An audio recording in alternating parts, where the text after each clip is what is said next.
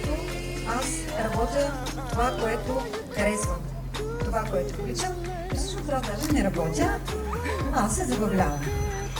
И прекрасно е, че всички, които се докоснат до моята работа, се забавляват и те с мен. Тук ни покани уредника на римските армии Ася. Благодарение на нея въобще се случи това нещо, защото от нея тръгна искрицата. А пък енергията, която донесоха всички тия жени, беше вау!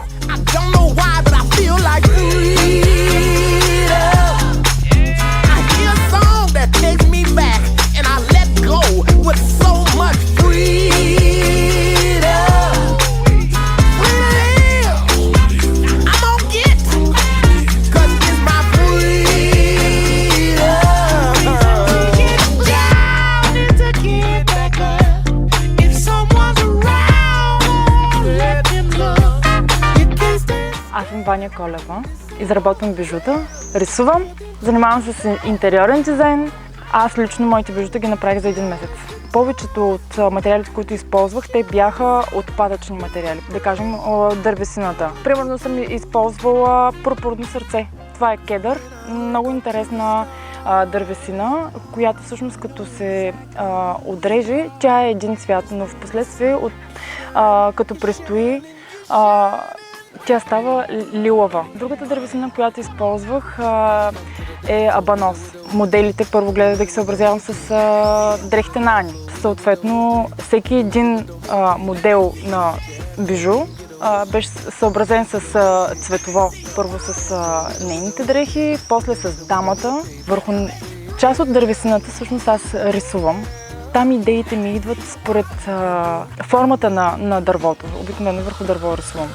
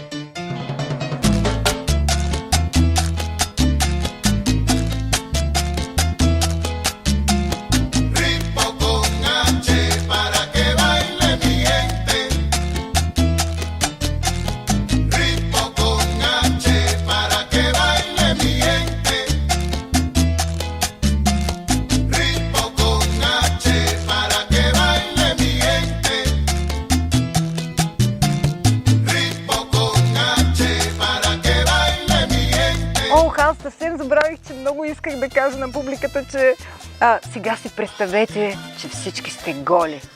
По едно пищималче, що сте ваните. Обаче забравих чувството, чувствата, усещанията. Усещаш птиците сега как се реят, виждаш хората как се движат, виждаш красива жена, виждаш красив мъж, виждаш красиви движения, виждаш двама как се целуват, чувствата, усещанията. Това е вдъхновението.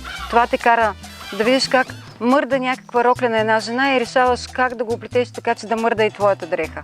Правиш го, когато нямаш граници. Поставиш ли си граници, че това е дреха, тя трябва да има два ръкава, тя трябва да има предница и гръб. Няма правила. В нищо няма правила. Защото ние ги създаваме правилата. Никой не би измислил нищо, ако се движиш само по правилата. Тоест, света нямаше да се движи. Всяко излизане извън пътя, извън границите, води до иновация. И аз си плета така с чувство, повечето от тях с чаша винце, с грамофона пуснати някакви стари джаз парченца. И всъщност всичките плетки и рокли, те са заредени с една енергия предварително, още докато ги правя. Заряда той се носи. И хората, които имат същия, те го усещат в дрехите ми и затова ги носят. Защото то не е за случайни хора, то е за светещите хора, както каза Мария Евтимова. Да. Много хубаво. Нали? Те са всичките са светещи, греещи, такива приказни. Много хубави. Всъщност ние бяхме решили да съберем 10 на 15 дами, но започвайки този момент на търсене, то стана верижна реакция. И всъщност в един момент се оказаха много повече, станаха 20-тина. и просто от дума на дума, от приятелка на приятелка, тя е клиентка и тя иска да участва и всъщност срещаш на улицата някой, казваш за ревюто, казваш каква ще е идеята и всъщност в един момент беше неудържимо. Даже до последно се обаждаха жени, които искаха да участват, но просто вече нямаше, нали, трудно би било в организацията. Тоест, то стана лавинообразно. И ако ние бяхме даже по-смели, имахме повече време, защото ние буквално за един месец направихме модели, бижута, организацията. И ако имахме повече време, може би щяха да са 100 жените. Здравейте, много ми е приятно. Казвам се Милена Ангелова. Участвам в това ревю. Аз съм майка на 3 деца, горда майка на 3 деца. И за мен това е абсолютно удоволствие да участвам в един такъв невероятен проект. Харесаха ли децата това, което видяха? Бяха ли тут? Определено. Дъщеря ми е много артистична личност, която оцени със сигурност това, което се случи на сцената. Искам да кажа, че това е невероятно усещане за всяка една жена. Начин, по който може да изрази себе си и да направи абсолютен фурор в самата нея. Реално преобразява твоя свят. Дрехите и бижутата на тези момичета ни кара да се чувстваме изключително специално. Тук аз имах възможността да покажа себе си. Това е незаменимо, наистина. Никой не може да ти го даде. Много е готино. Трябва всеки да го пробва, да бъде истински пред всички останали.